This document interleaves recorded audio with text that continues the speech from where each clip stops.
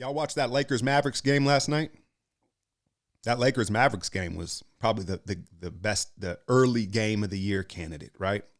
Star power, and it was just played. It was just a fun pace. And I think I'm willing to say, I usually like to wait, 20 games, but I think it's safe to say LeBron's finally lost a step.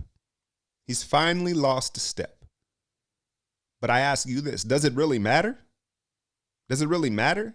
Because watching him last night, you know what it does? It almost encourages him or forces him to play even more efficiently and physical, right? Like for years and years, you'd hear like, well, LeBron, why don't you just take him down in the paint and rough him up? Like you're a physical specimen. And he'd been kind of infatuated with being a guard, facing up and trying to show his stiff ass handle, right? And then he'd blow by you and elevate and all that. But now his hand has kind of been forced to rely on that physical game and that positioning game that everybody had been asking him to do so the last 4 or 5 years. So he appears to be as efficient as ever, right? And when the world's best athlete loses a step, it's not like he's still not a great athlete, right? But I think it's clear he doesn't elevate as well, and he doesn't get coast to coast as well. He can do it at times in bursts.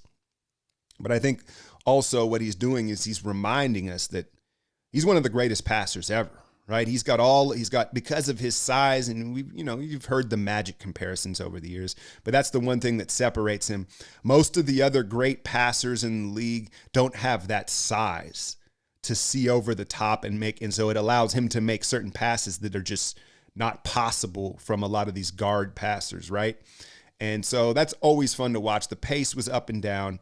I guess the one thing that I thought was interesting with Vogel, and I don't even know if it's Vogel and how much control he even has of things. I think the one thing Laker fans have to monitor is the late game scenario or situation of, when there's a final shot situation like you saw last night at the end of regulation, where the final 5 minutes of that fourth quarter, they were feeding AD on that left block, and he was eating, man. He was eating. He was showing the whole bag, right? He'd hit you with the rip-through jab to the middle for the baby hook. Then he'd rip through, hit the spin move, and hit the fade. Like he was showing the whole bag, looking like prime KG a little bit, right?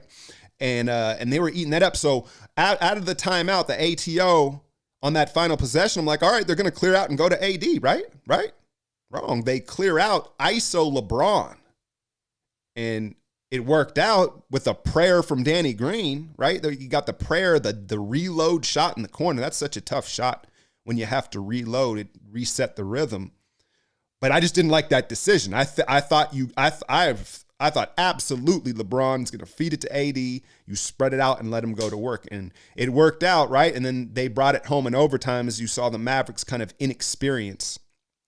And, Luka obviously is a special player. He's a special, special player. He's very fun to watch. But damn, does he complain. He bitches like every play. That's the European in him, right? It's almost like a soccer player. He throws his hands up every play. It gets a little tiresome. But he's very fun to watch, man.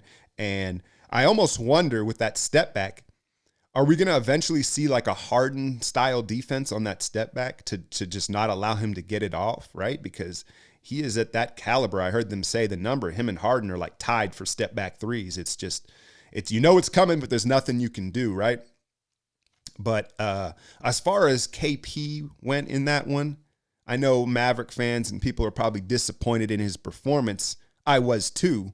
But I think there's a couple things you need to keep in mind. One, the dude's played 5 games in like 2 years. Now, I don't know how many of you hoop. It doesn't even have to be basketball. It could be soccer. It could be flag football, whatever you do in your, weekend warriors. If you've taken a month off, 2 months off, and then gone back and played, it takes a couple weeks to get up to game speed and feel like yourself, because it's not just physical, it's mental. So I think KP deserves a bit of a pass. He gets thrown into that type of environment and intensity. And you could see he just wasn't really with the shits. But I also think that, one, AD clearly is going to be a tough matchup for him, right? Because they're kind of similar, but AD just does it better. He's just a better athlete. Obviously, he's smaller. But I think overall, the Lakers' size and length bothered Kristaps, because he's used to being the biggest guy on the floor and kind of just being able to shoot over the top of the defense. You got JaVale, AD, Dwight in there, right? All of a sudden, he's just one tree amongst many. And I thought that hurt his game as well. Dallas is going to be one of my teams. I'm going to cover quite a bit, some breakdowns. They're a fun team. And now the way things are shaking out, it's early. They look like they're going to be a playoff team, right? My one question for them is who that third scorer is going to be. I know Tim Hardaway thinks it's him. I know Tim Hardaway Jr. thinks it's him, but the dude's just too erratic. Like, can you really trust him in the fourth quarter of a game? He may just come down and just pull up on a 30-footer, like with 20 seconds left on the clock, and that's just his nature. So I don't know if you can trust him. My money would be on DeLon Wright, and that's a low-key acquisition that was really nice for them. And if he's shooting the ball, the question has always been his shooting. If he can shoot enough to space the floor, which he has, my money would be on him being their third guy. But they can do it by committee. They have some depth. Brunson, Seth Curry. I like their bigs, Powell, Maxey. They're shot blockers, but they're not scorers, right? I've been winning so long, it's like alchemy.